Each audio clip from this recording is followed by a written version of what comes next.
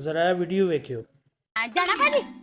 ਹਾਂਜੀ ਭੈਣ ਜੀ ਕਿੱਥੇ ਜਾਣਾ? ਲੈ ਮੈਂ ਤੈਨੂੰ ਕੋ ਦੱਸਾਂ ਮੈਂ ਕਿੱਥੇ ਜਾਣਾ? ਦੱਸ ਹੱਦ ਹੋਈ ਤੇਰੇ ਵਾਲੀ, ਐਵੇਂ ਪੁੱਛੀ ਜਾਏਗਾ ਕਿੱਥੇ ਜਾਣਾ ਵਾ? ਹੈ ਦੱਸ, ਉਹ ਦੱਸੋਗੇ ਨਾ ਤੇ ਆਪਾਂ ਜਾਵਾਂਗੇ ਕਿੱਥੇ? ਤੇ ਮਰਜ਼ੀ ਜਾਣਾ, ਮੈਂ ਆਪੇ ਦੱਸ ਦੂ ਜਦੋਂ ਪਹੁੰਚੂਗਾ ਵੀ ਕਿੱਥੇ ਜਾਣਾ ਵਾ। ਮੈਂ ਪਹਿਲਾਂ ਕਿਤੇ ਦੱਸਦਾ ਤੈਨੂੰ ਕਿੱਥੇ ਜਾਣਾ? ਅੱਜ ਤੱਕ ਮੇਰੇ ਘਰ ਵਾਲੇ ਨੇ ਪੁੱਛਿਆ ਵੀ ਕਿੱਥੇ ਜਾਣਾ। ਤੂੰ ਕੌਣ ਆ ਨਾ ਮੈਨੂੰ ਪੁੱਛਣ ਵਾਲਾ? ਤੂੰ ਵੀ ਨਾ ਦੱਸਿਆ ਕਰ ਕਿਸੇ ਨੂੰ ਕਿੱਥੇ ਜਾਣਾ ਵਾ। ਜ਼ਮਾਨਾ ਸਹੀ ਨਹੀਂ ਹੈਗਾ, ਦੱਸਣਾ ਨਹੀਂ ਹੁੰਦਾ ਕਿਸੇ ਨੂੰ ਵੀ ਕਿੱਥੇ ਜਾਣਾ ਵਾ। ਆਹ ਚੱਲ ਚੱਲੀਏ ਹੁਣ। ਚੱਲੀਏ ਹੁਣ। ਪਹਿਲਾਂ ਇਹ ਤੇ ਦੱਸ ਦੇ ਵੀ ਕਿਰਾਇਆ ਕਿੰਨਾ ਲਏਗਾ। ਉਹ ਮੈਡਮ ਪਤਾ ਤੇ ਲੱਗੇ ਜਾਣਾ ਕਿੱਥੇ ਆ, ਕਿਰਾਇਆ ਵੀ ਦੱਸ ਦੂੰ। ਜਦੋਂ ਰਾਹ 'ਚ ਪਹੁੰਚਾਂਗੇ ਮੈਂ ਤੈਨੂੰ ਦੱਸ ਦੂੰਗੀ। ਆਹੋ ਕਿੰਨੇ ਪੈਸੇ? ਆਹ ਚੱਲ ਕੋਈ ਨਹੀਂ, ਚੱਲ ਜਾਂਦੇ ਰੋਜ਼ਾ।